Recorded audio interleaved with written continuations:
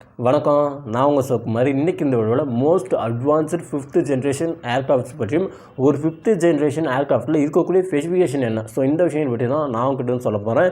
இந்த வீடியோக்குள்ளே பார்த்தோம்னா மறக்காம சேனல் சப்ஸ்கிரைப் பண்ணிங்க, கூட பெல் ஐக்கன்ஸுங்க. வாங்க வீடியோக்குள்ளே போகலாம். ஸோ ஒவ்வொரு காலகட்டத்துக்கும் ஒவ்வொரு ஜென்ரேஷன் அப்படின்னு பார்த்தீங்கன்னா கொண்டு வருவாங்க. 1st, 2nd, 3rd, 4th, 5th, 6th பார்த்தீங்கன்னா கொண்டு வருவாங்க.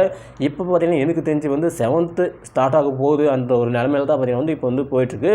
ஸோ இப்படி இருக்கும்போது இந்த 5th ஜென்ரேஷன் இந்த ஏர்க்ராஃப்ட் வாங்குறதே பார்த்தீங்கன்னா மிகப்பெரிய ஒரு விஷயமா போயிடுது. ஏன் அப்படின்னா இதிலே பார்த்தீங்கன்னா எக்கச்சக்க அட்வான்ஸான ஸ்பெசிஃபிகேஷன்லாம் இருக்குது. ஸோ ஒரு சில மோஸ்ட் ஃபேமஸான அந்த ஏர்க்ராஃப்ட்ஸோட நேம் சொல்லிடுறேன். ஸோ அதன் பிறகு அதில் இருக்கக்கூடிய ஸ்பெசிஃபிகேஷன், ஸோ இந்த விஷயங்கள் சொல்கிறேன்.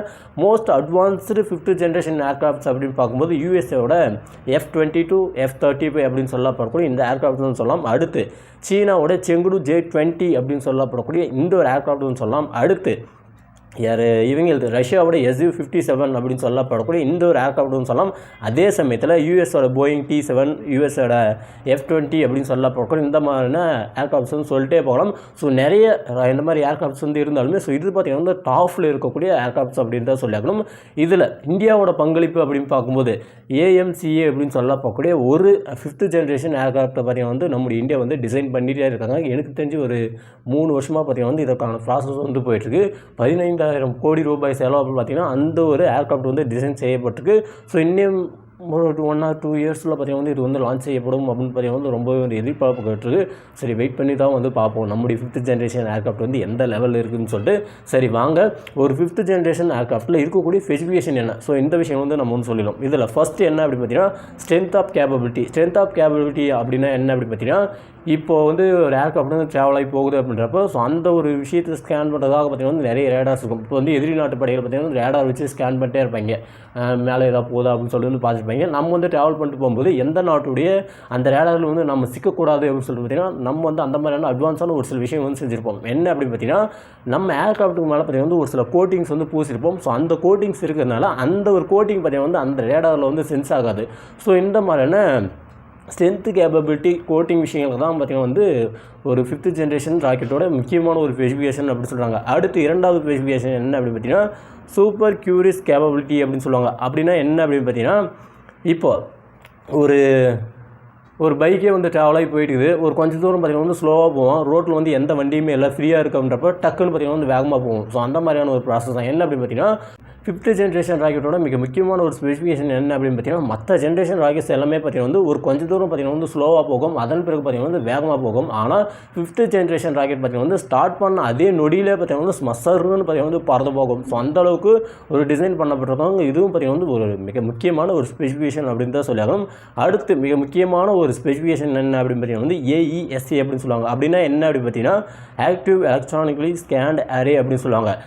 அப்படின்னா என்ன அப்படின்னு பார்த்தீங்கன்னா நம்ம ஸ்கூலில் சின்ன குழந்தைங்க எழுதுகிற ஸ்லேட் பார்த்துருப்பீங்க. இந்த மாதிரி ஒரு கட்டமாக பார்த்தீங்கன்னா ஒரு ஸ்லேட் பார்த்துருப்பீங்க. ஸோ அந்த மாதிரி கட்டமாக ஒரு ஸ்லேட் மாதிரி இருக்கும். இல்லை அப்படின்னா ரவுண்டாக பார்த்தீங்கன்னா ஒரு தோசை சட்டி மாதிரி பார்த்தீங்கன்னா ஒரு அமைப்பு இருக்கும். ஸோ இந்த மாதிரியான ஒரு அமைப்பு என்ன பண்ணணும் அப்படின்னு பார்த்தீங்கன்னா ஸ்கேன் பண்ணிட்டே இருக்கும். இப்படி பார்த்தீங்கன்னா இப்படியே போகும். இந்த சைடில் அப்படியே ரொட்டேஷன் ஆகி பார்த்தீங்கன்னா ஸ்கேன் பண்ணும், ஃபுல்லாக ஸ்கேன் பண்ணும். ஸோ இந்த மாதிரியான ஒரு ஸ்பெசிஃபிகேஷன், அதாவது ரேடார், இது ஒரு one of the radar. So இந்த ஒரு ரேடார் பார்த்தீங்கன்னா எதிரிகள், அதாவது முன்னாடி இருக்கக்கூடிய பர்சன்ஸையோ இல்லை முன்னாடி இருக்கக்கூடிய இந்த மாதிரி வண்டிகளையோ விமானங்களையோ ஏர்க்ராஃப்டையோ ஃபைண்ட் அவுட் பண்ணுறதுக்காக பார்த்தீங்கன்னா டிசைன் பண்ணியிருப்பாங்க.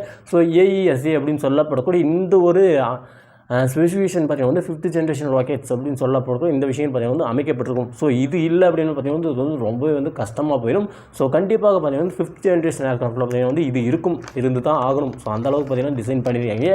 அடுத்து 4வது ஸ்பெசிஃபிகேஷன் என்ன அப்படின்னு பார்த்தீங்கன்னா இன்ஃப்ராரெட் சர்ச் அண்ட் ட்ராக் அப்படின்னு சொல்லியிருக்காங்க. அப்படின்னா என்ன அப்படின்னு பார்த்தீங்கன்னா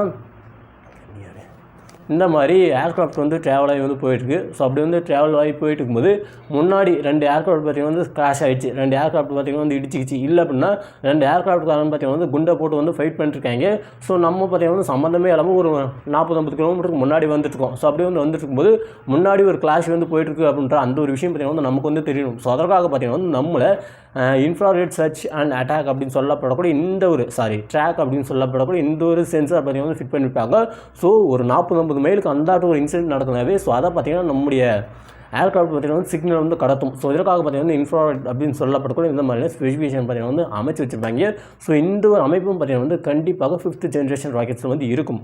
அடுத்து மிக முக்கியமான ஒரு ஸ்பெசிஃபிகேஷன் என்ன அப்படின்னு பார்த்தீங்கன்னா காம்பேக்ட் க்ளவுட் கேப்பபிலிட்டி அப்படின்னு சொல்லுவாங்க. அப்படின்னா என்ன அப்படின்னு பார்த்தீங்கன்னா இப்போ வந்து ட்ராவல் ஆகி போயிட்டுருக்கும் ஒரு ஏர்க்ராஃப்ட் பார்த்தீங்கன்னா வந்து ட்ராவல் ஆகி போயிட்டுருக்கு. ஸோ அப்படி வந்து ட்ராவல் ஆகி போயிட்டுருக்கும்போது முன்னே பார்த்தீங்கன்னா வந்து ஒரு கிளாஷ் நடத்துருக்கு. 2 ஏர்க்ராஃப்ட் பார்த்தீங்கன்னா வந்து ஃபைட் பண்ணிருக்காங்க.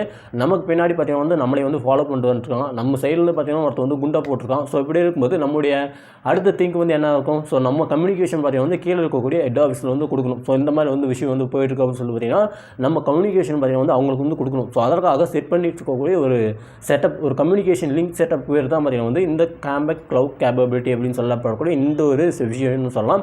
ஸோ இந்த ஒரு ஸ்பெசிஃபிகேஷன் இருக்கிறதுனால ஃபிராக்ஷன் ஆஃப் செகண்ட்ஸில் பார்த்தீங்கன்னா வந்து நம்மளுடைய இன்ஃபர்மேஷன் எல்லாமே பார்த்தீங்கன்னா ஹெட் ஆஃபீஸ்க்கு வந்து கொடுக்கப்படும். ஸோ இந்த மாதிரி விஷயம் பார்த்தீங்கன்னா கண்டிப்பாக 5th ஜென்ரேஷன் ராக்கெட்ஸில் வந்து இருக்குது. ஸோ அடுத்த விஷயம் என்ன அப்படின்னு பார்த்தீங்கன்னா சூப்பர் மேனுவபிலிட்டி அப்படின்னு சொல்லுவாங்க. ஸோ சூப்பர் மேனுவபிலிட்டி அப்படின்னா என்ன அப்படின்னு பார்த்தீங்கன்னா ஒரு எக்ஸாம்பிளுக்கு வந்து சொல்கிறேனே, இப்போ வந்து இது ஏரோப்ளைன் வந்து பறக்குது. ஸோ ஏரோப்ளைன் வந்து பறக்கும்போது டேக் ஆஃப் பண்ணுறது வந்து எப்படி இருக்கும், ஒரு 3 கிலோமீட்டர் பார்த்தீங்கன்னா வந்து தரையிலே போயிட்டு அப்படியே லைட்டாக பார்த்தீங்கன்னா வந்து அப்படியே ஸ்லைட் ஆகிட்டு போயிட்டு மேலே ஏறி அப்படியே வந்து போகும்.